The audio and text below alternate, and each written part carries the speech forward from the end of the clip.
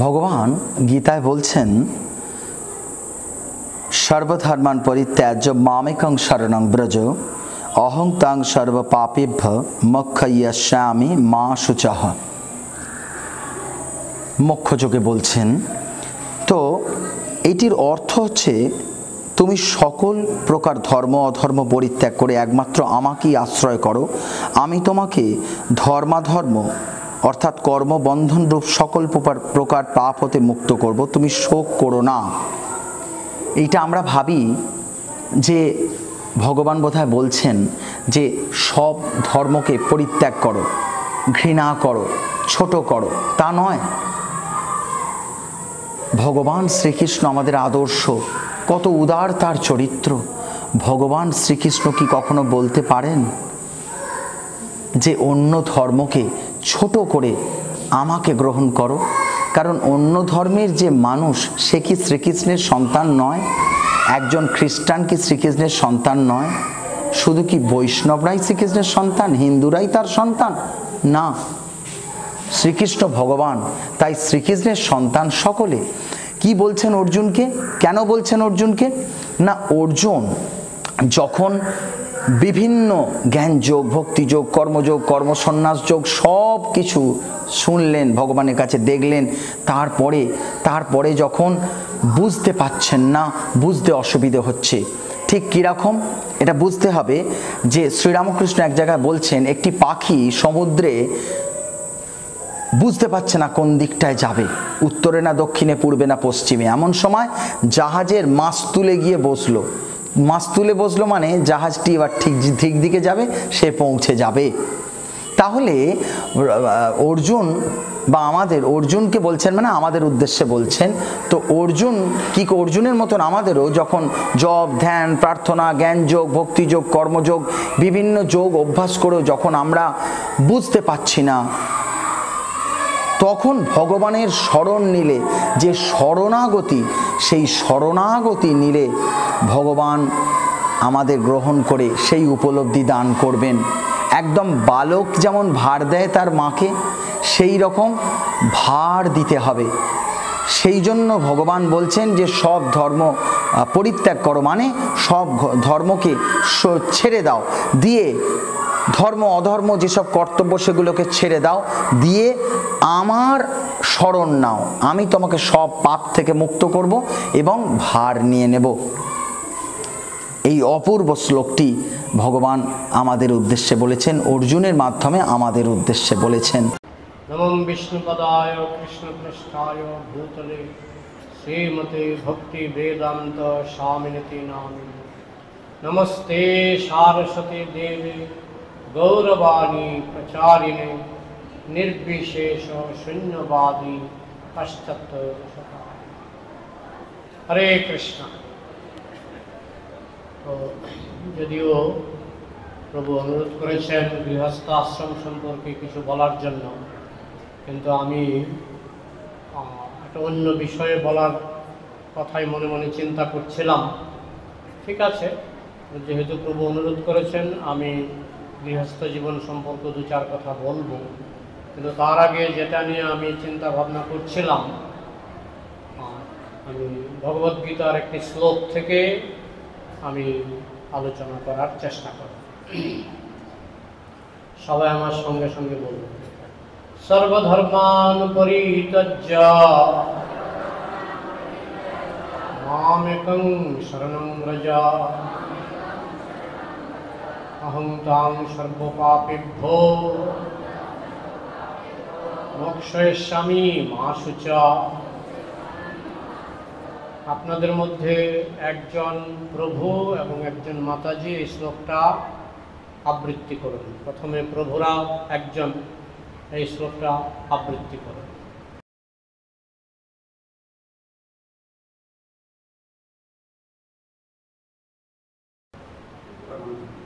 सर्वधर्मान्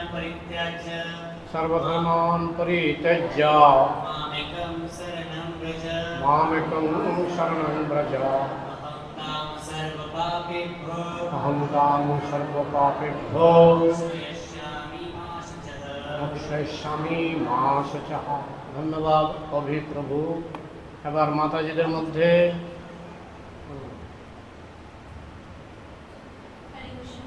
সর্বধর্মান পরিত্যাজ্য সর্বধর্মান পরিত্যজ্য মামেকং শরণং ব্রজ মামেকং শরণং ব্রজ অহং तं সর্বপাপেভ্যো অহং সর্বপাপেভ্যো মোক্ষয়িষ্যামি মা শুচা।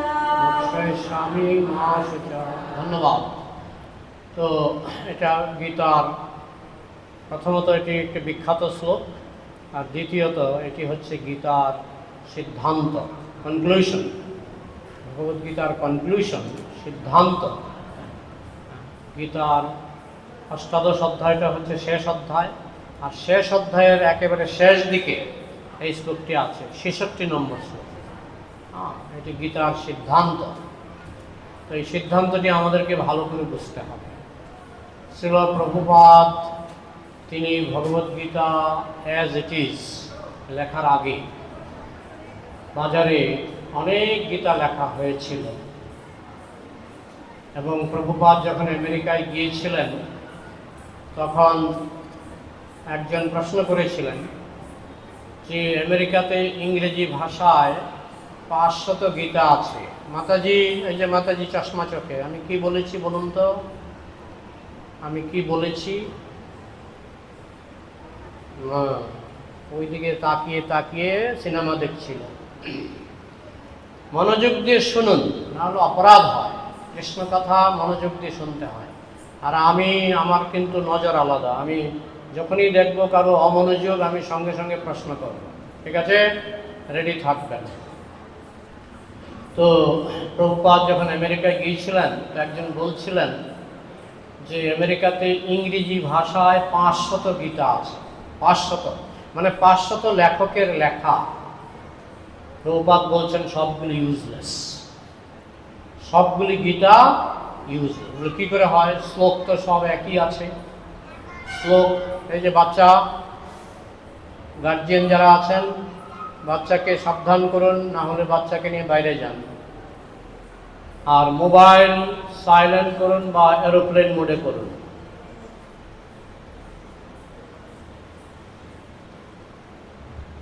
এরোপ্লেন মোড পারেন তো?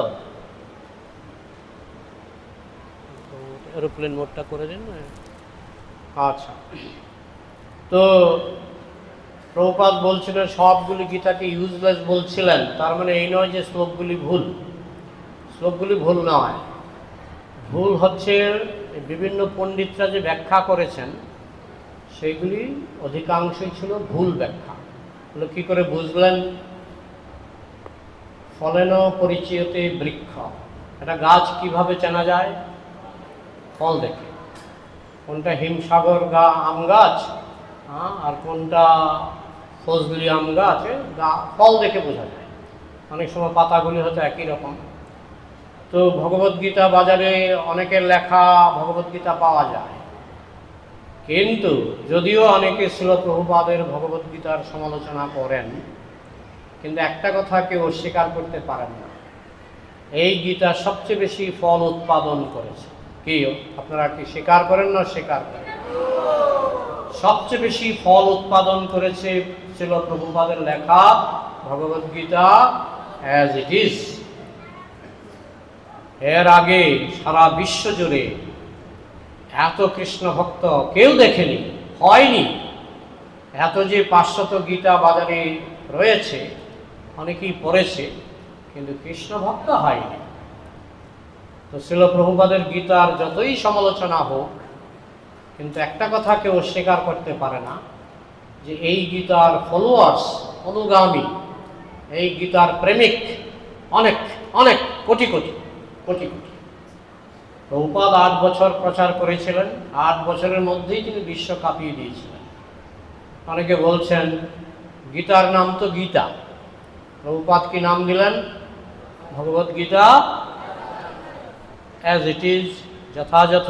হিন্দিতে যথারূপ, বাংলাতে যথাযথ।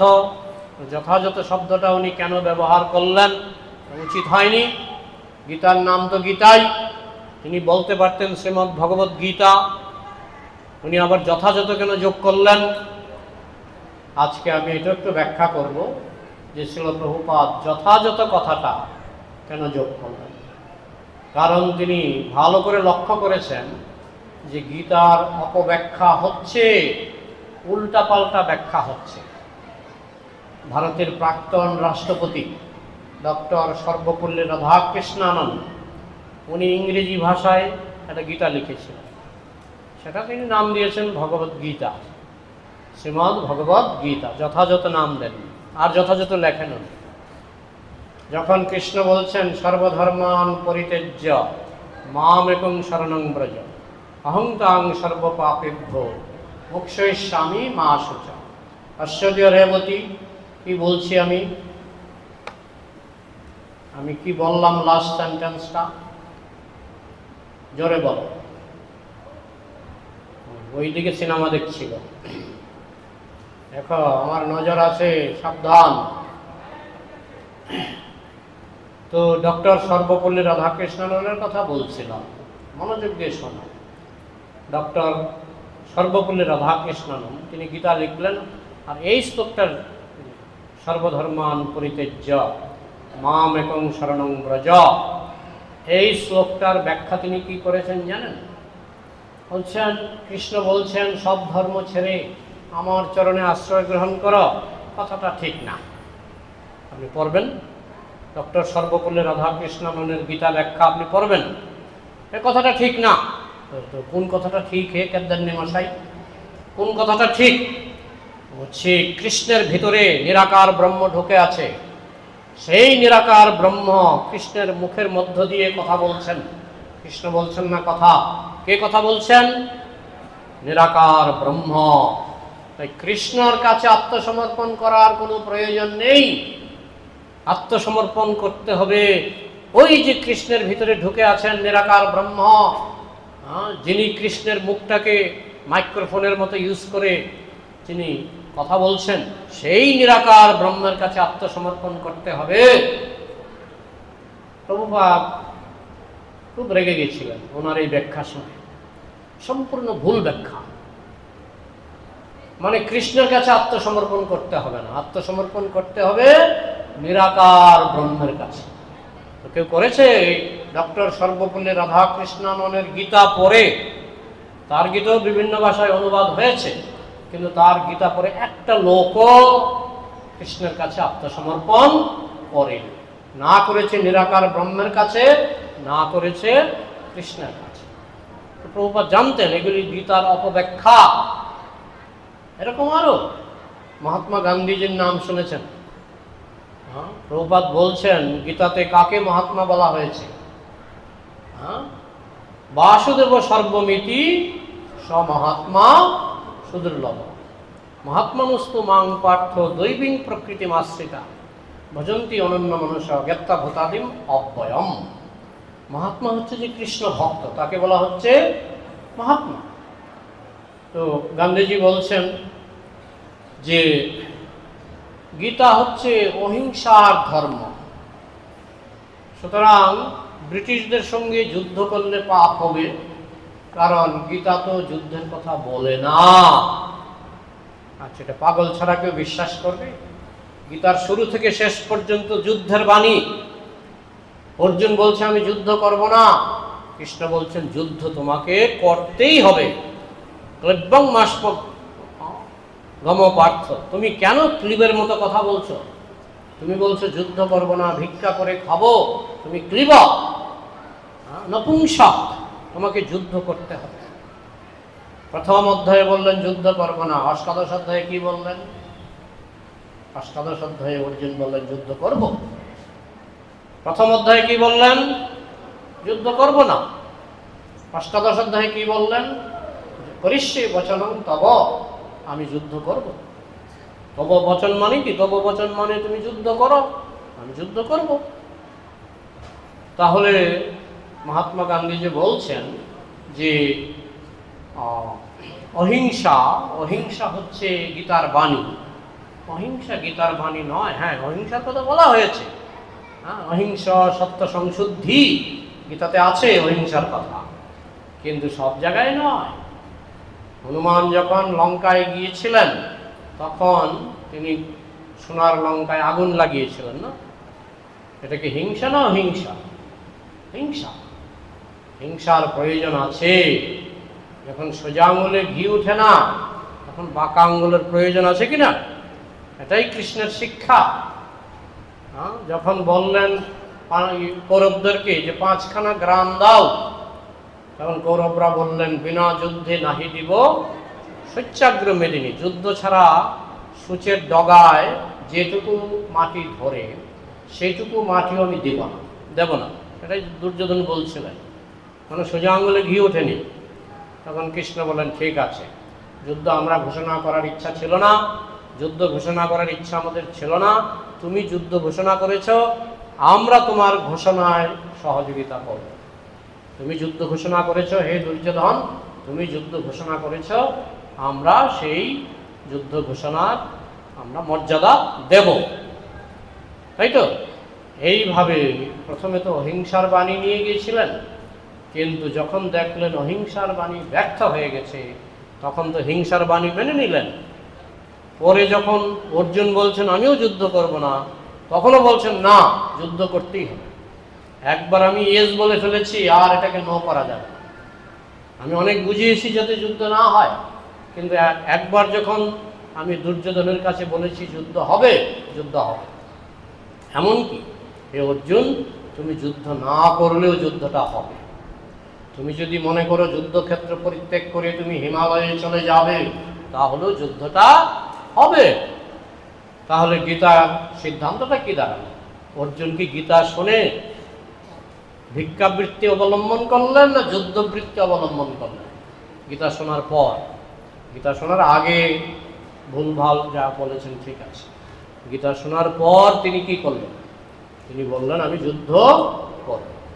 তো মহাত্মা গান্ধী বলতেন ব্রিটিশদের সঙ্গে যুদ্ধ করা ঠিক হবে না, কারণ গীতা হচ্ছে অহিংসার বাণী, আমরা অহিংসা আন্দোলন করব, ব্রিটিশদের সঙ্গে হিংসা করব না, যুদ্ধ করব।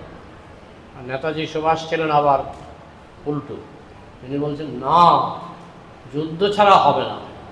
আসলে ব্রিটিশরা নেতাজির ভয়েই পালিয়েছিলেন, কারণ যখন দেখছিলেন যে মহাত্মা গান্ধী এইসব করছে, তখন তো জালিয়ানওয়ালাবাগে হাজার হাজার মানুষকে গুলি করে মেরে ফেলল। কিন্তু নেতাজির হুমকিতে শেষে পালিয়েছে। তো সোজা কথা যেটা আমি বলতে চাইছি, যে গীতা অহিংসার কথা বলে, অহিংসাকে প্রাধান্যও দেয়, নাহলে 5খানা গ্রাম কেন চাইবে? অহিংসাকে যদি প্রাধান্য না দিত, তাহলে 5খানা গ্রাম কেন চাইবে? কারণ গোটা রাজ্যটাই ছিল পাণ্ডবদের সম্পত্তি। 5খানা গ্রাম ছিল একটা কম্প্রোমাইজ, একটা আপোষ মীমাংসা। তো যেহেতু কৃষ্ণ অহিংসা চেয়েছিলেন, সেই জন্যই তিনি 5খানা গ্রাম নিয়ে সন্তুষ্ট থাকতে চেয়েছিলেন। কিন্তু যখন অহিংসার বাণী ব্যর্থ হয়, তখন হিংসার আশ্রয় নিতে হয়। ধর্ম রক্ষার জন্য হিংসার আশ্রয় নিতে হয়। এটা গীতার শিক্ষা, এটা কোরআনের শিক্ষা, এটা বাইবেলের শিক্ষা সর্বত্রই। যদিও বাইবেলে অনেক যীশুখ্রিস্ট অনেক দয়া দেখিয়েছেন, তাকে এমনকি মানে ক্রুশবিদ্ধ করা হয়েছে, তারপরেও তিনি ক্ষমা করে দিয়েছেন। কিন্তু পৃথিবীর বেশিরভাগ ধর্ম এটা করে না, কারণ হিংসা ছাড়া অহিংসা স্থাপন করা যায় না। হিংসার আশ্রয় না নিলে অহিংসা স্থাপন করা যায় না। দুর্যোধন কি ওই যুদ্ধ ছাড়া অহিংসা মেনে নিয়েছে? মেনে নেয়নি। তাই হিংসার প্রয়োজন আছে, কিন্তু হিংসাটা আমার স্বার্থ সিদ্ধির জন্য নয়, এটা ধর্মের জন্য। হিংসাটা কেন? ধর্মের জন্য। তো মহাত্মা গান্ধীজি বলেছেন যে গীতার মূল সিদ্ধান্ত হচ্ছে অহিংসা, এটা ভুল। তাই গীতা যথাযথের প্রয়োজন আছে কিনা? প্রয়োজন আছে। এইভাবে দেখবেন অনেকে গীতাকে নানাভাবে ব্যাখ্যা করেছেন, যার যেমন খুশি। একজন বলছেন যে পঞ্চপাণ্ডব মানে চক্ষু, কর্ণ, নাসিকা, জিহ্বা, ত্বক, 5টা ইন্দ্রিয়কে বোঝাচ্ছে। প্রভুপাদ বলছেন গীতার কোন জায়গায় কোন শ্লোকে লেখা আছে? গীতার কোন শ্লোকে লেখা আছে পঞ্চপাণ্ডব মানে 5খানা ইন্দ্রিয়? কোথায় লেখা আছে? কোথাও লেখা নেই। তাহলে তুমি কেন ক্যাদ্দান্নি করছো? ক্যাদ্দান্নি বুঝেন তো? ক্যাদ্দান্নি, ক্যাদ্দারি। কেদ্দানি। তুমি কেন কেদ্দানি করছো? গীতায় লেখা নেই। তুমি বলছো পঞ্চপাণ্ডব মানে 5খানা ইন্দ্রিয়, ধৃতরাষ্ট্র মানে আমাদের মন। অনেকে ব্যাখ্যা করে, আমি দেখেছি গীতা এরকম ব্যাখ্যা করে। এইগুলি হচ্ছে পাণ্ডিত্য জাহির করা, এগুলি গীতা যথাযথ নয়। আর ওইসব গীতা পড়ে কেউ কৃষ্ণ ভক্ত হবে না। আমি কেন এই প্রসঙ্গটা তুললাম, কারণ দুদিন আগে একজন কোনো এক মিশনের একজন মহারাজ বলছেন, সর্বধর্মান পরিত্যাজ্য মামেকং শরণং ব্রজ। এই শ্লোকে কৃষ্ণ বলেননি যে ধর্ম ছেড়ে দাও, কৃষ্ণ বলেন। কৃষ্ণ কি বলেছেন? ধর্ম অধর্ম দুটোই ছেড়ে দাও। আচ্ছা, এই কথাটা শ্লোকে আছে যে সর্বধর্মান সর্ব অধর্মান পরিত্যাজ্য, শ্লোকে আছে কি? নেই। যেটা শ্লোকে নেই অথচ আমার পাণ্ডিত্যে ধরা পড়ছে, সেটাই হচ্ছে কেদ্দারি। আর সেই কেদ্দারি গীতা পড়ে জগতে কারো কোনো উপকার হবে না। গীতা পড়লে গীতা অ্যাজ ইট ইজ, যথাযথ গীতা পড়তে হবে, যেটা শিল প্রভুপাদ দিয়েছেন। চৈতন্য মহাপ্রভু যখন প্রথম উড়িষ্যায় গিয়েছিলেন, তখন সেখানে একজন মায়াবাদী পণ্ডিত ছিলেন। কি নাম? সার্বভৌম ভট্টাচার্য। তিনি ছিলেন রাজপণ্ডিত, সভাপণ্ডিত। তো মহাপ্রভু তো কিছু নাটক করেছেন, কিছু নাটক, কিছু তার প্রেম। তিনি তো জগন্নাথকে দেখে অজ্ঞান হয়ে পড়ে গেছেন, সেটা সত্যি ছিল। জগন্নাথকে দর্শন করে তিনি অজ্ঞান হয়ে পড়ে গেছেন। তো তখন সেখানকার পাণ্ডারা মহাপ্রভুকে পিটাতে এসেছিলেন, লাঠি দিয়ে মারতে এসেছিলেন। তখন ওই সার্বভৌম ভট্টাচার্য সেখানে উপস্থিত, দেখছে একজন সুন্দর সন্ন্যাসী অজ্ঞান হয়ে পড়ে গেছে, কারণটা কি? তখন ওই একটু তুলা নাকের কাছে ধরলেন, সেই তুলাটা আস্তে আস্তে নামছে। তখন সার্বভৌম ভট্টাচার্য বুঝলেন যে উনি বেঁচে আছেন। তখন যেহেতু তিনি ছিলেন সভা পণ্ডিত, তিনি তার লোকজন ছিল, সবাইকে বললেন, একে বহন করে আমার বাড়িতে নিয়ে যাও। আপনারা কে কে গেছেন সার্বভৌম ভট্টাচার্যের বাড়িতে? কমই গেছেন, যাবেন। তো সবাই তাকে কাঁধে করে, বলছে পিপিলিকা যেমন অন্ন বহি নিয়ে যায়, চৈতন্য চরিতামৃতে লেখা আছে, পিঁপড়া কী করে, অনেকগুলি পিঁপড়া মিলে একটা অন্নদানাকে টেনে নিয়ে যায়, ঠিক সেরকম অনেক মানুষ মিলে, কারণ চৈতন্য মহাপ্রভু দেহটা ছিল বিশাল, চিন্ময় দেহ, বিশাল। তো চৈতন্য মহাপ্রভুর পাদুকা খরম এখনো আছে, বিশাল খরম। মানে এত বড় খরম যে মানুষের হতে পারে না, মানুষের পা এত বড় হয় না, কিন্তু মহাপ্রভুর খরম এখনো আছে, গম্ভীরায় গেলে দেখবেন। যাই হোক, তো পিপিলিকা যেমন অন্ন বহন করে নিয়ে যায়, ঠিক সেই রকম অনেক মানুষ মিলে মহাপ্রভুকে বহন করে নিয়ে গেলেন। কোথায়? সার্বভৌম ভট্টাচার্যের বাড়িতে। তো সার্বভৌম ভট্টাচার্য ছিলেন মায়াবাদী পণ্ডিত। তিনি গীতার যথাযথ ব্যাখ্যা বুঝতেন না, সেই ব্যাখ্যা করতেন না, নিরাকারবাদী ব্যাখ্যা। তার ব্যাখ্যা ছিল নিরাকারবাদী ব্যাখ্যা। তো মহাপ্রভুর 3 দিন পরে জ্ঞান ফিরে এলো। দেখুন, জগন্নাথকে দর্শন করে অজ্ঞান হয়ে গেলেন, জ্ঞান ফিরেছিল 3 দিন পরে, তাও আবার কৃষ্ণ নাম শুনে শুনে। গোপীনাথ আচার্য তার কানে কানে কৃষ্ণ নাম উচ্চারণ করছিলেন এবং সমস্ত ভক্তরা মৃদু স্বরে কৃষ্ণ নাম করছিলেন। সেই কৃষ্ণ নাম শুনতে শুনতে 3 দিন পরে তার চৈতন্য ফিরে এসেছিল। চৈতন্য ফেরার পরে সার্বভৌম ভট্টাচার্য তো চিনতে পারেননি মহাপ্রভু যে স্বয়ং ভগবান, সার্বভৌম ভট্টাচার্য চিনতে পারেননি। সার্বভৌম ভট্টাচার্য মনে করেছেন একজন সাধারণ যুবক, সাধারণ মানুষ, রক্ত মাংসের মানুষ, সন্ন্যাস নিয়েছে, কিন্তু জ্ঞান নাই, কোনো জ্ঞান নাই। একদিন মহাপ্রভুকে বলছেন, তুমি তো সন্ন্যাস নিয়েছ, কিন্তু তোমার তো বেদান্ত জ্ঞান নাই, তাহলে কি করব? আপনি আমার গুরুদেবের মতো, বলুন কি করব? বলে, আমার কাছে তুমি 7 দিন বেদান্ত শ্রবণ করো, তোমার যত প্রশ্ন আছে আমি সব প্রশ্ন সমাধান করে দেব। আচ্ছা, সার্বভৌম ভট্টাচার্য যে বেদান্ত ব্যাখ্যা করেছিলেন, সেটা কি যথাযথ অ্যাজ ইট ইজ ব্যাখ্যা ছিল না ক্যাবদান্নি ছিল? কি মনে হয় এখন? এটা যথাযথ ছিল না। সার্বভৌম ভট্টাচার্য 7 দিন ধরে ব্যাখ্যা করলেন, আর ব্যাখ্যার 2 মিনিট পরে পরেই মহাপ্রভুর দিকে তাকান। মহাপ্রভু চুপচাপ বসে আছে। আচ্ছা, 7 দিন চুপচাপ বসে আছে। আর তখনকার দিনে তো আমাদের এরকম 45 মিনিট আধা ঘন্টা নয়। হ্যাঁ, সার্বভৌম ভট্টাচার্য সকালে একবার বসতেন, খাওয়া দাওয়ার পরে আরেকবার বসতেন। হ্যাঁ, সারাদিন বেদান্ত আলোচনা হলো। কয়দিন? 7 দিন। 7 দিন করে বলছেন, হে যুবক সন্ন্যাসী, আমি 7 দিন ধরে বেদান্ত আলোচনা করলাম, তো আরো অনেক শ্রোতা এখানে শুনছে। আচ্ছা, তোমাদের কি মত? সবাই বলছে চমৎকার, চমৎকার, চমৎকার। আর যারা সার্বভৌম ভট্টাচার্যের শিষ্য ছিলেন, ফলোয়ার ছিলেন, তারা বলছে চমৎকার। তো মহাপ্রভুকে বলছেন, তোমারও কি এই মত? মানে চমৎকার কথাটা প্রত্যাশা করছেন মহাপ্রভুর শ্রীমুখ থেকে। মহাপ্রভু বলছেন, আপনার ব্যাখ্যা ভুল। 7 দিন চুপ থাকার পর তুমি এখন বলছো আমার ব্যাখ্যা ভুল? হ্যাঁ, আমি সারা ভারতবর্ষকে বেদান্ত শিখিয়েছি, তুমি জানো আমি সভা পণ্ডিত। হ্যাঁ, তুমি বলছো আমার ব্যাখ্যা ভুল। বলে, দেখুন, শ্লোকগুলি আমি বুঝতে পারছি, বেদান্তের যে শ্লোকগুলি আমি বুঝতে পারছি না আপনার ব্যাখ্যা।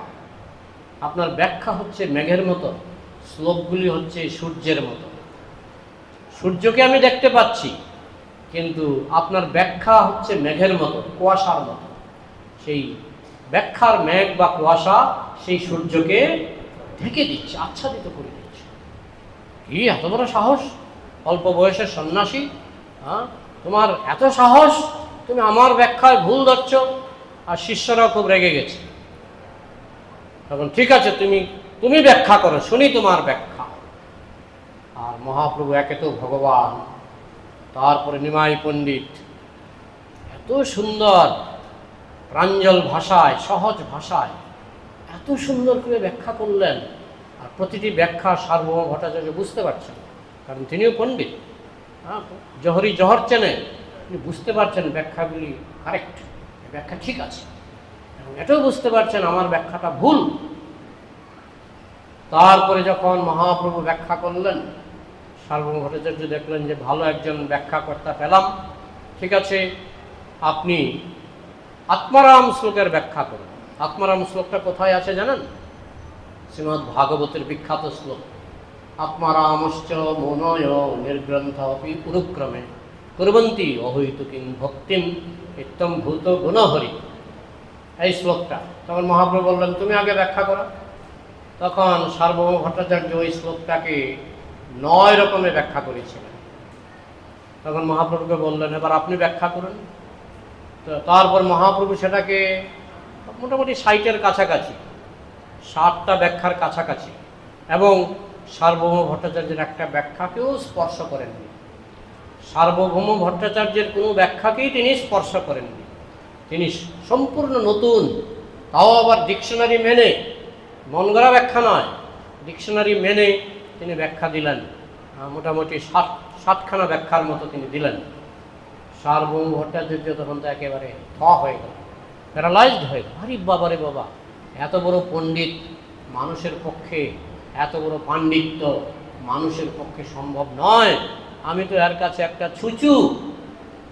হ্যাঁ, আমি তো হাতির কাছে খরগোশের মতো, আমি তো কিছুই না। তখন মহাপ্রভু তাকে সরভুজ মূর্তির দর্শন করালেন। সরভুজ রামচন্দ্রের 2 হাত, মহাপ্রভুর 2 হাত, আর কৃষ্ণের 2 হাত। কয় হাত হলো? 6 হাত। সেই মূর্তি দেখালেন। সেই মূর্তির মধ্যে সার্বভৌম ভট্টাচার্য দেখলেন সেখানে কৃষ্ণের মুখ, নিমাই পণ্ডিতের বা মহাপ্রভুর মুখ, আর দেখলেন রামচন্দ্রের মুখ। রামচন্দ্রের হাতে ধনুক, তীর ধনুক, কৃষ্ণের হাতে পদ্ম সব বা তার যে আছে বাঁশি, সব দেখলেন। দেখে বুঝতে পারলেন, আরে আমি কার সঙ্গে টেক্কা দিচ্ছি? স্বয়ং ভগবান, স্বয়ং ভগবান। তো সার্বভৌম ভট্টাচার্য যে ব্যাখ্যা দিয়েছিলেন সেই ব্যাখ্যাটি ছিল অযথাযথ, যথাযথ ছিল না, যার ফলে ওইসব ব্যাখ্যা শুনে মানুষের কোনো উন্নতি হয় না।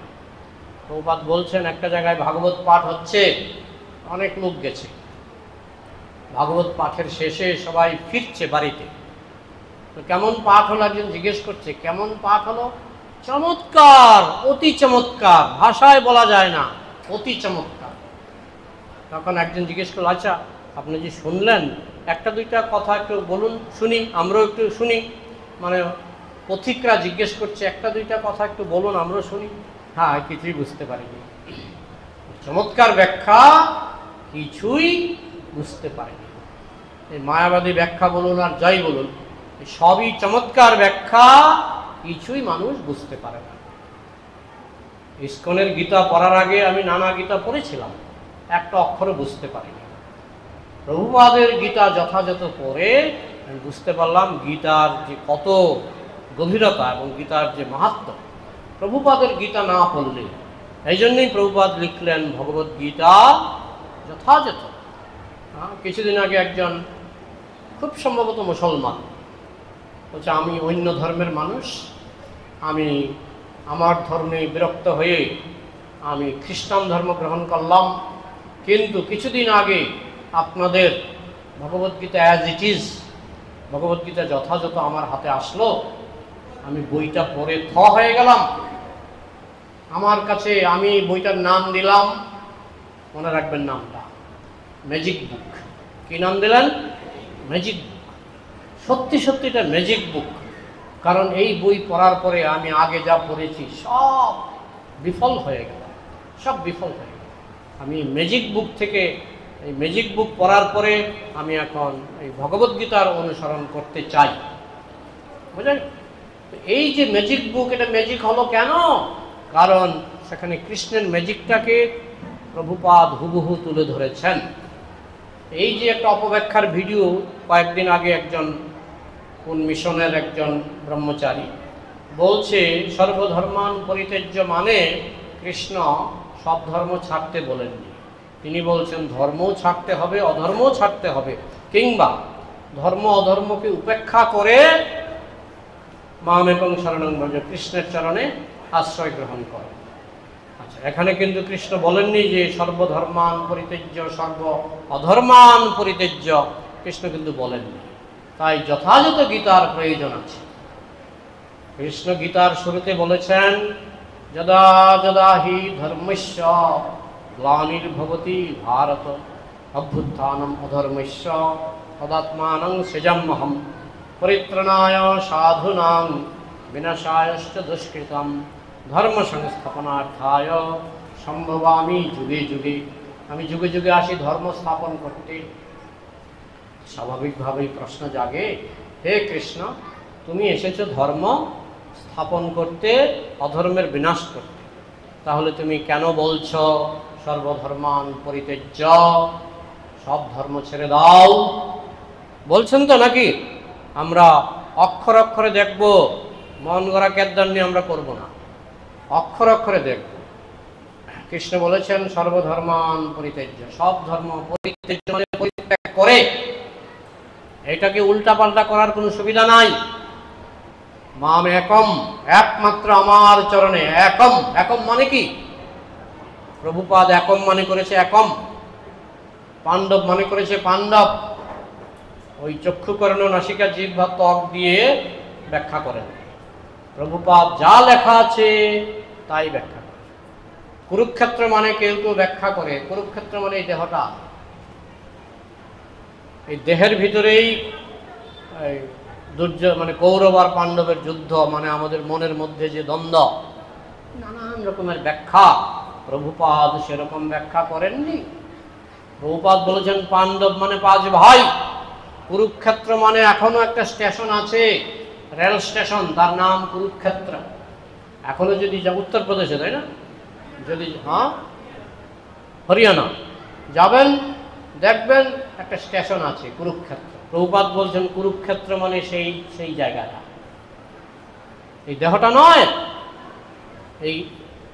এই ধরনের যে অপব্যাখ্যা, অপব্যাখ্যার জন্যই মানুষ কৃষ্ণ ভক্ত হতে চায় না। কৃষ্ণ বলছেন সর্বধর্মান পরিত্যাজ্য। হ্যাঁ, যদিও কৃষ্ণ শুরুতে বলেছিলেন আমি ধর্ম স্থাপন করতে আসি, তাহলে কেন বলছেন সর্বধর্মান পরিত্যাজ্য? এখানে কিন্তু শ্লোকটা অর্ধেক, বাকি শ্লোকটা মাম একম শরণং ব্রজ, একমাত্র আমার চরণে আশ্রয় গ্রহণ করো। তার মানে কি, একটা ছাড়ো একটা ধরো। তাহলে যেটা ছাড়বে সেটা নকল। পৃথিবীতে যাহা কিছু ধর্ম নামে চলে, ভাগবত কহে তাহা পরিপূর্ণ ছলে। পৃথিবীতে যাহা কিছু ধর্ম নামে চলে, ভাগবত কহে তাহা পরিপূর্ণ ছলে। ছলনায় পরিপূর্ণ, ধর্মের নামে চলছে। প্রতিকূল ঠাকুর, নিঃসঙ্গ বিহার চলছে তো নাকি? ধর্মের নামে চলছে। অমুক বাবা তমুক বাবা, মিথ্যা নারায়ণ, ধর্মের নামে চলছে। চলছে কিনা? পৃথিবীতে যাহা কিছু ধর্ম নামে চলে, ধর্মের নামে দাঙ্গা হাঙ্গামা, মারামারি, কাটাকাটি। হ্যাঁ, এখন যে দেখবেন বাংলাদেশে কি রকম চলছে, হ্যাঁ, ঘর বাড়ি পুরানো হচ্ছে, এগুলো ধর্মের নামে চলছে। তো ধর্মের নামে চলছে। তাই বলা হচ্ছে পৃথিবীতে যাহা কিছু ধর্ম নামে চলে, ভাগবত কহে তাহা পরিপূর্ণ ছলে। এগুলি ছলনায় পরিপূর্ণ, এগুলি ধর্ম নয়, এগুলি ধর্মের নামে ছলনা। হ্যাঁ, তো সংসারে তো এরকম আছে ডুপ্লিকেট জিনিস। যে জিনিসটা যত দামি সেই জিনিসটা তত বেশি ডুপ্লিকেট হয়। লোহার ডুপ্লিকেট কম পাবেন, সোনার ডুপ্লিকেট বেশি পাবেন। কেন বলুন তো? লবণের ডুপ্লিকেট কম পাবেন, কিন্তু কোনো দামি জিনিসের ডুপ্লিকেট বেশি পাবেন। হ্যাঁ, ঘিয়ের ডুপ্লিকেট বেশি। আমি তো আজ অবধি বাড়ি ছাড়ার পরে আজ অবধি খাঁটি ঘি আজ অবধি পেলাম না। ঘিয়ের ডুপ্লিকেট বেশি, কিন্তু লবণের ডুপ্লিকেট কম। যেটা দাম কম এটা ডুপ্লিকেট কম, যেটা দাম বেশি সেটার ডুপ্লিকেট বেশি। এই সংসারে আমাদের সবচেয়ে দামি বস্তু হচ্ছে ধর্ম। এই ধর্মের জন্য কেউ বাবাকে ছেড়েছে, কেউ মাকে ছেড়েছে, এই ধর্মের জন্য কেউ দেশ ছেড়েছে। ধর্ম হচ্ছে সবচেয়ে দামি বস্তু, তাই ধর্মের ডুপ্লিকেট বেশি। তাই কৃষ্ণ বলছেন সর্বধর্মান পরিত্যাজ্য, সব ধর্ম ছেড়ে দাও। কারণ কৃষ্ণ যদি একটা একটা করে বিচার করে তাহলে হাজার এরকম অপধর্ম, ছলধর্ম হাজার কেন লক্ষ হয়ে যাবে। একজন যাবে, একজন প্রতিকূল বাবা, একজন প্রতিকূল ঠাকুর যাবে, আরেকজন প্রতিকূল ঠাকুর আসবে, তাই না? তো কৃষ্ণ তাই পাইকারি হারে বলে দিলেন যে সব ধর্মই ছাড়ো। কোনটা ভালো কোনটা মন্দ এটা বোঝারও ক্ষমতা তোমার নাই। তাহলে ভালোটা আমি বলে দিচ্ছি, কি মাম একম শরণং ব্রজ, একমাত্র কৃষ্ণের চরণে আত্মসমর্পণ করো। নরোত্তম দাস ঠাকুর আরও পরিষ্কার করে বলেছেন, অন্য দেবাশ্রয় নাই তোমারে কহিনু ভাই, সেই ভক্তি পরম কারণ। অন্য দেবদেবী না পুজিহ দেবী দেবা, দেবী দেবার পূজা করার দরকার নেই। নরোত্তম দাস ঠাকুরের গান। কেন? মাম একম, কৃষ্ণ বলেছেন সব ছেড়ে একমাত্র গাছের গোড়ায় জল দাও, ডালপালায় জল দেওয়ার প্রয়োজন হবে না। পাকস্থলীতে খাবার দিলে চক্ষু কর্ণে খাবার দেওয়ার দরকার নেই। এই হচ্ছে আসল ধর্ম, কৃষ্ণের চরণে আত্মসমর্পণ করা। আর বাকি ধর্মের নামে যা কিছু চলে সেগুলি হচ্ছে নকল ধর্ম। সর্বধর্মান পরিত্যাজ্য, সব ধর্ম পরিত্যাগ করে মাম একং শরণং ব্রজ, একমাত্র আমার চরণে আশ্রয় গ্রহণ করো। পাপ হবে না কৃষ্ণ? তুমি যেরকম বলছো, আমি তো হাজিপুরি ঠাকুরের পূজা করতাম। হ্যাঁ, কি কলা? বিচি কলা দিয়ে হাজিপুরি ঠাকুরের পূজা করতাম। হ্যাঁ, আমি একবার আগরতলায় দেখেছিলাম দুঃখহরি ঠাকুর। একটা কলা গাছকে কেটে চুনকালি মেখে পূজা হচ্ছে। আসেন আসেন প্রসাদ নিয়ে যান। কি পূজা? দুঃখহরি ঠাকুর। কোথাও লেখা আছে আমাদের বেদে, বেদান্তে, উপনিষদে কোথাও লেখা আছে দুঃখহরি ঠাকুর? হ্যাঁ, আমি ছোটবেলায় সন্তোষীমার নামই শুনিনি। সন্তোষীমার নাম শুনেছি আমি যখন ক্লাস 8-এ পড়ি।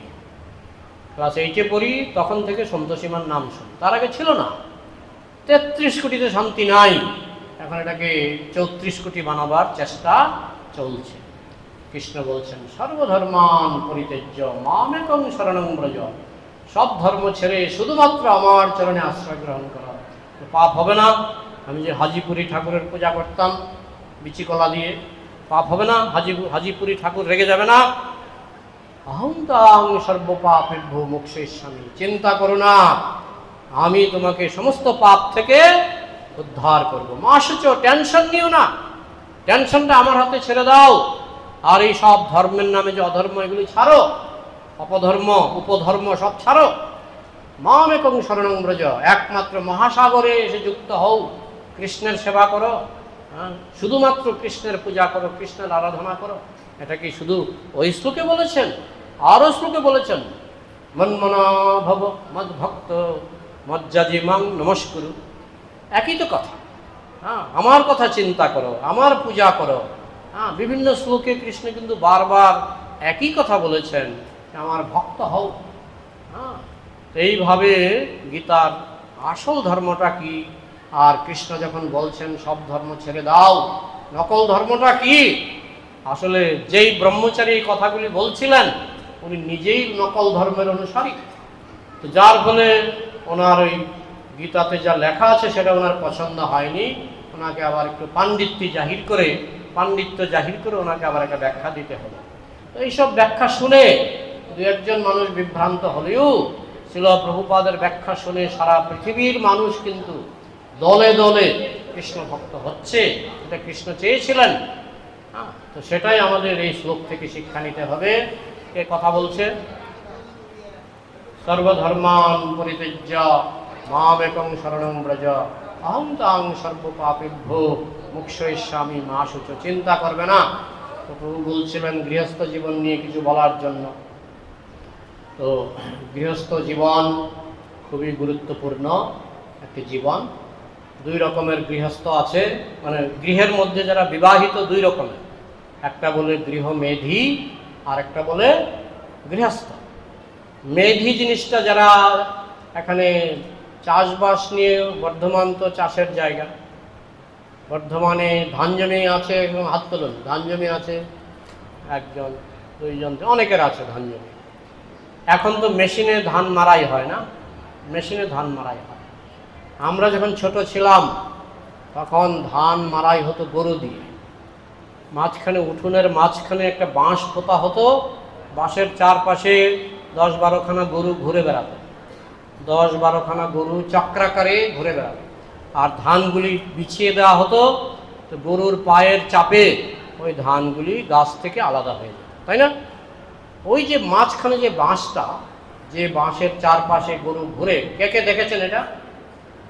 ধান মারানো এখন তো মেশিনে হয়, আগে এইরকম হতো। ওই বাঁশটার নাম কেউ বলতে পারবেন? মেধি। হ্যাঁ, ওই বাঁশটার নাম হচ্ছে মেধি। এখন গরুগুলি মেধির চারপাশে ঘুরছে। তো গৃহমেধি মানে একটা লোক, সে বিয়ে করেছে কলকাতায় আর সে থাকে আমেরিকায়। এই মেধিটা কোথায়? মেধিটা কোথায়? কলকাতায়। সে কোথায় থাকে? আমেরিকায়। আমেরিকায় সে টাকা রোজগার করে মাসের শেষে 50,000 টাকা পাঠিয়ে দেয় বাড়িতে, কলকাতায় পাঠিয়ে দেয়। তাহলে মেধিটা কোথায়? কলকাতায়। আর থাকে কোথায়? কেউ থাকে আমেরিকায়, কেউ থাকে অস্ট্রেলিয়ায়, কেউ থাকে আফ্রিকায়, কিন্তু টাকাটা চলে যায় মেধির কাছে। মেধি হচ্ছে তার পরিবার। তো যে পরিবারের চিন্তা নিয়ে জীবনযাপন করে, শুধুই পরিবারের চিন্তা, অন্য চিন্তা নাই, শুধুই পরিবারের চিন্তা, সে আমেরিকায় থাকুক, অস্ট্রেলিয়ায় থাকুক, কিন্তু তার মেধিটা হচ্ছে গরু। যেমন মেধির চারপাশে ঘুরে, যে গৃহস্থ তার পরিবারের সদস্যের চারপাশে ঘুরে, সে আমেরিকায় যাক আর অস্ট্রেলিয়ায় যাক, তার মেধি কিন্তু তার পরিবার। তো তাদেরকে বলা হচ্ছে গৃহমেধি। আর গৃহস্থ মানে গৃহে থেকে যে কৃষ্ণকে প্রাধান্য দেয়, গৃহে থেকে স্বামীও কৃষ্ণ সেবা করে, স্ত্রীও কৃষ্ণ সেবা করে, তাদেরকে বলা হয় গৃহস্থ। সন্তান সন্ততি সবাই কৃষ্ণ সেবা করে, তাদেরকে বলা হয় গৃহস্থ। তো দেখুন, ভগবান যুগে যুগে গৃহস্থকে খুব গুরুত্ব দিয়েছেন। যখন কৃষ্ণ ভগবদ্গীতা বলছিলেন তখন ব্যাসদেব জীবিত, প্রকট, নারদমুনি প্রকট। কিন্তু গীতা বলেছেন কাকে? নারদমুনিকে, না ব্যাসমুনিকে, না অর্জুনকে? অর্জুন 4 বিবাহ করেছিলেন, 4 বিবাহ করেছিলেন, কিন্তু তার চরিত্র ছিল নিষ্কলঙ্ক। অর্জুনের চরিত্র ছিল নিষ্কলঙ্ক, যার জন্য তিনি গীতা বলার জন্য অর্জুনকে বেছে নিলেন, কারণ অর্জুন ছিলেন গৃহস্থ। বুঝেছেন? এইভাবে এই পাশ্চাত্য দেশে যে হরিনাম প্রচার হলো, প্রভুপাদ ছিলেন গৃহস্থ, জানেন তো? প্রভুপাদ ছিলেন গৃহস্থ। প্রভুপাদের অনেক গুরু ভাই প্রভুপাদকে নাম দিয়েছিলেন পচা গৃহস্থ। কি নাম দিয়েছিলেন? পচা গৃহস্থ। কিন্তু পরবর্তীকালে উনি যখন সন্ন্যাস গ্রহণ করলেন, সেই পচা গৃহস্থ যখন সন্ন্যাস নিলেন, সন্ন্যাস নিয়ে আমেরিকায় গেলেন, রাশিয়াতে গেলেন, পৃথিবীর বিভিন্ন দেশ পর্যটন করলেন, 8 বছরের মধ্যে সমস্ত পৃথিবী কাঁপিয়ে দিলেন। তাহলে গৃহস্থই তো হবে পরবর্তীকালে, সন্ন্যাসী হয়ে প্রচার করতে পারবে। অনেকে আছেন আজীবন নৈষ্ঠিক ব্রহ্মচারী, যেমন শ্রীমদ ভক্তি সিদ্ধান্ত সরস্বতী ঠাকুর। কিন্তু অধিকাংশ কলিযুগের অধিকাংশ মানুষ কিন্তু গৃহস্থ। এমনকি মহাপ্রভুর অধিকাংশ অনুগামী ছিলেন গৃহস্থ। আপনি চৈতন্য চরিতামৃত পড়বেন, অধিকাংশ ভক্ত, সেন শিবানন্দ, রায় রামানন্দ, রায় ভবানন্দ, সব কি গৃহস্থ। অদ্বৈত আচার্য গৃহস্থ, শ্রীবাস পণ্ডিত গৃহস্থ, তাই না? নিত্যানন্দ প্রভু গৃহস্থ, এবং মহাপ্রভু নিজেও ছিলেন গৃহস্থ, পরে সন্ন্যাস নিয়েছেন। এই যে গৃহস্থ কলিযুগে বেশি, এবং কলিযুগে গৃহস্থই বেশি থাকবে, তাই গৃহের মধ্যে থেকে কি করে গৃহমেধী না হয়ে গৃহস্থ হওয়া যায়, সেটা শ্রীল প্রভুপাদের শিক্ষার মাধ্যমে আমাদের একটা বই আছে, আদর্শ গৃহস্থ জীবন, ওইটা পড়বেন। ওইটা পড়লে বুঝতে পারবেন আদর্শ গৃহস্থের কেমন জীবনযাপন করা উচিত। আচ্ছা, আমার মনে হয় সময় কয়টা বাজে এখন? 8:20। আমাকে 8:30 অবধি টাইম দেওয়া হয়েছে, তো 10 মিনিট টাইম আমি রাখবো প্রশ্ন উত্তরের জন্য। তো যাদের বুদ্ধি বেশি, পুরুষের বুদ্ধি বেশি হলে প্রশ্ন করবেন, আর মহিলাদের বুদ্ধি বেশি হলে প্রশ্ন করবেন। যদিও শাস্ত্র বিভিন্ন রকম বলে, আমরা দেখি কার বুদ্ধি বেশি। প্রশ্ন করুন।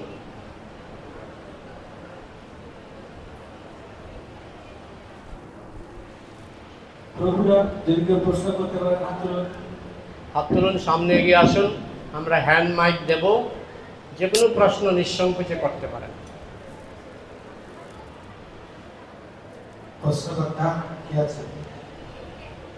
ওই যে মাতাজি।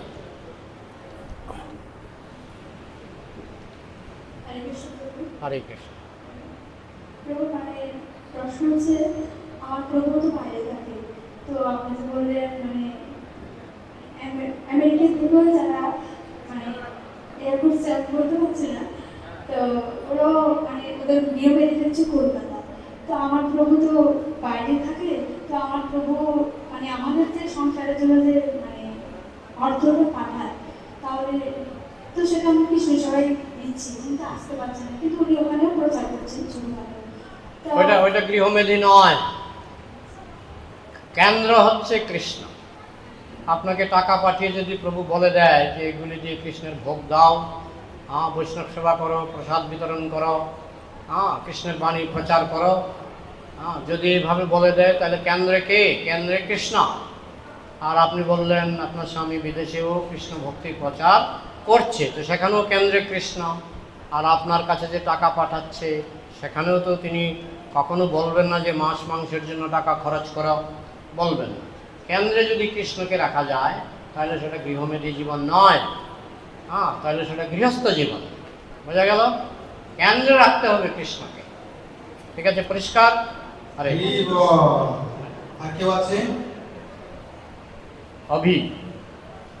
অভয় প্রভুপাদের নামে নাম। হরে কৃষ্ণ।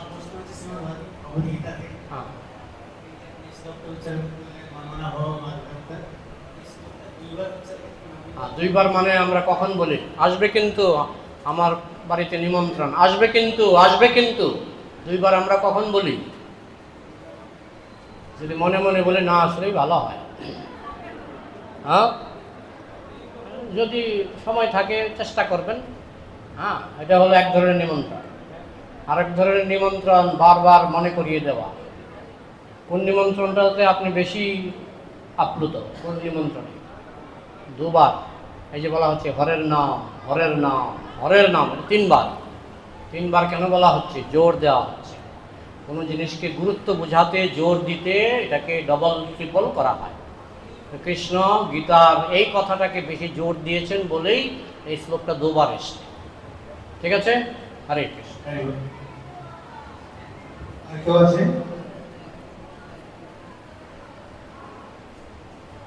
আসুন।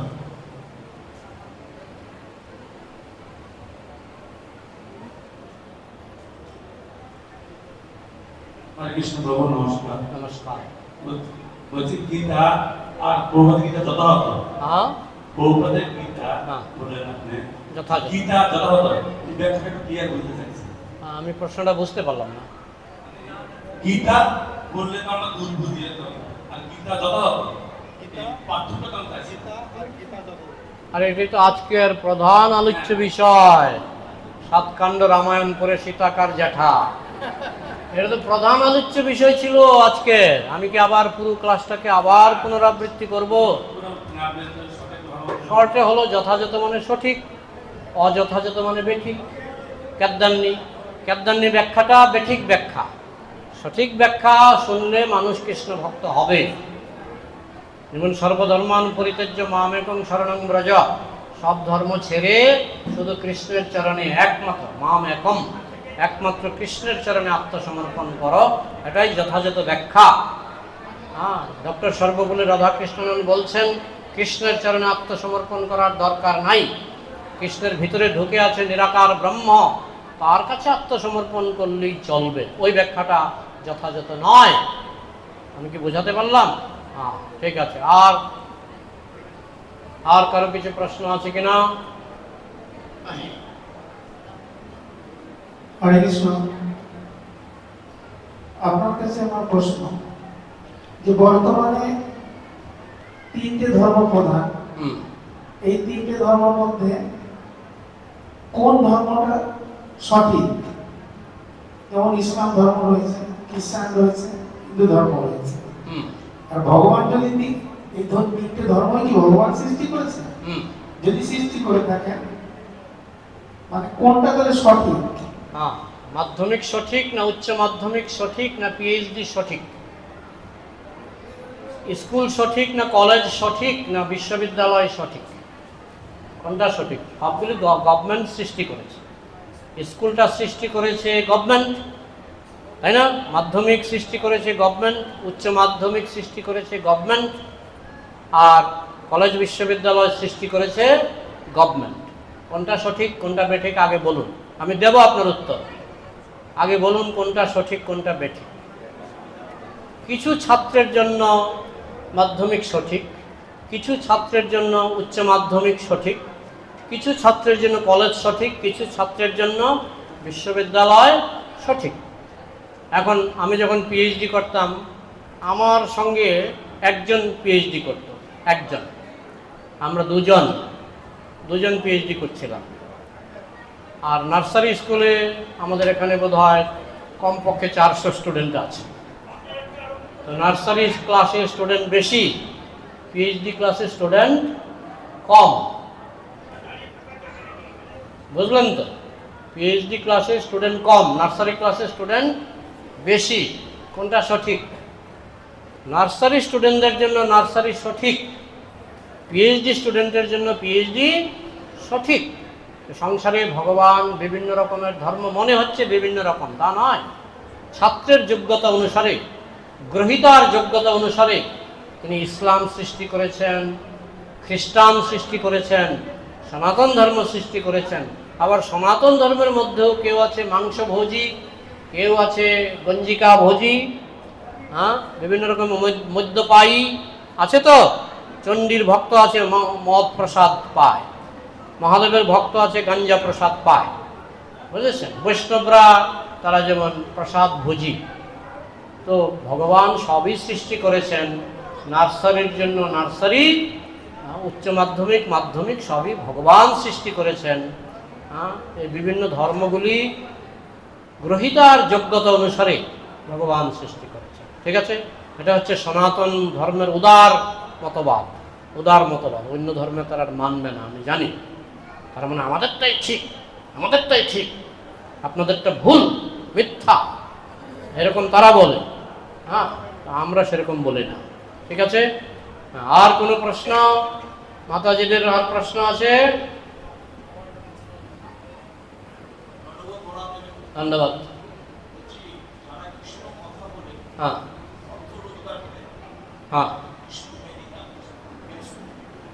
কৃষ্ণ কথা বলে যে আমি পাঠ করব, আমাকে, আমি জানি কেউ 1 লাখ টাকা নেয়, একটা পাঠ 1 লাখ টাকা।